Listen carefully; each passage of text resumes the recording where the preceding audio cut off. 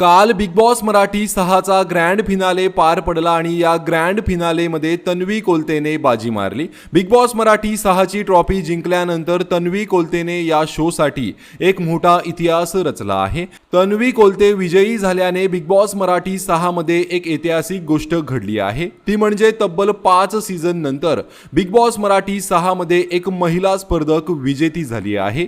याआधी big Boss Marathi मध्ये पहिल्या पर्वात अभिनेत्री मेघा धाडे ही विजेती झाली होती।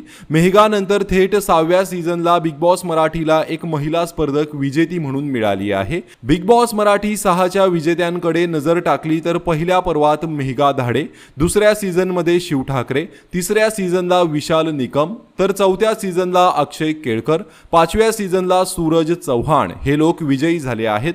आता बिग बॉस मराठीच्या 6व्या सीझनमध्ये विजयी झालेल्या तन्वी कोलतेवर बक्षिसांची लयलूट झाली आहे। कलर्स मराठीकडून तन्वीला 15 लाख रुपये मिळाले आहेत, तर स्पॉन्सर्स कडून तन्वीला ई-स्कूटी भेट म्हणून मिळाली, तर दुसरीकडे दागिन्यांची खरेदी करण्यासाठी तन्वीला 10 लाखांचं गिफ्ट वाउचरही मिळालं आहे। अशा प्रकारे बिग बॉस मराठी 6ची विजेता झाल्यावर तन्वी मालामाल झाली आहे।